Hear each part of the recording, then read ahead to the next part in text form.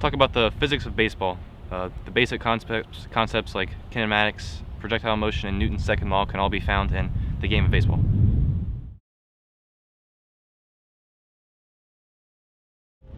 Displacement is a vector quantity, and it's an object's overall change in position, and distance is a scalar quantity, and it's how far an object has traveled in its path. There are many examples of displacement in baseball. For example, if a player hits a home run, he starts off at home plate when he hits the home run, but he runs all the way around the bases.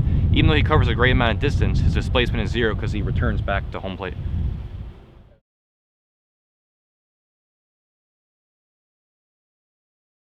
The equation for velocity is displacement divided by time. The definition is the rate at which an object is changing its position. And like displacement, velocity is a vector quantity, and speed is a scalar quantity, and it is related to distance. When the pitcher throws the ball to the catcher, yes, it has a lot of speed, but as the catcher returns it back to the pitcher, the velocity is zero because it returns back to where it originally started because the displacement is zero.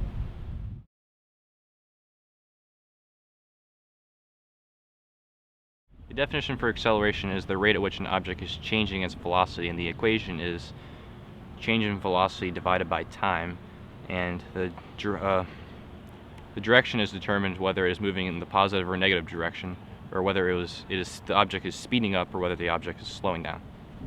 The average fastball in the major leagues is 40 meters per second, and the acceleration it undergoes a lot of acceleration from by the time it leaves the pitcher's hand on the mound to the catcher at home plate.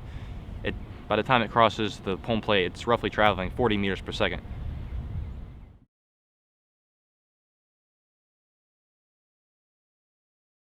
Acceleration is caused by force acting upon an object, is what Newton's second law tells us, and the equation is force equals mass times acceleration.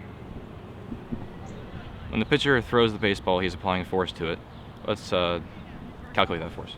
Let's say the ball is 149 grams, and the acceleration is 18.43 meters per second squared.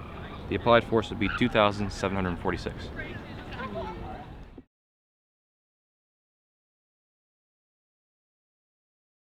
One equation for projectile motion is initial x velocity equals initial velocity times the cosine of theta. And projectile motion travels in a parabolic path and is affected by horizontal and vertical forces. When it's in the air and moving, the only force acting upon it is gravity, which is a vertical force.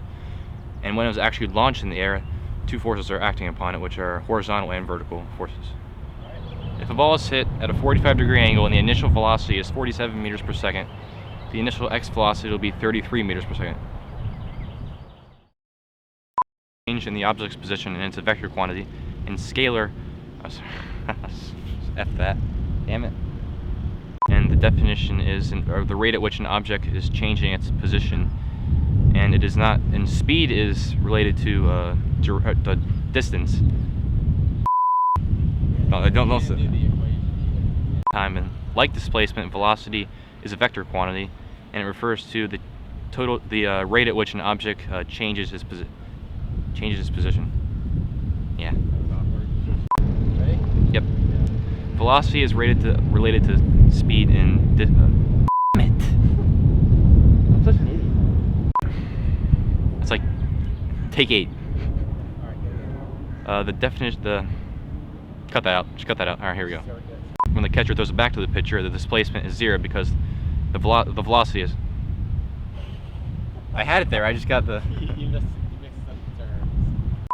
All right. Newton's second law tells us that. There you go. Let me do it with the camera.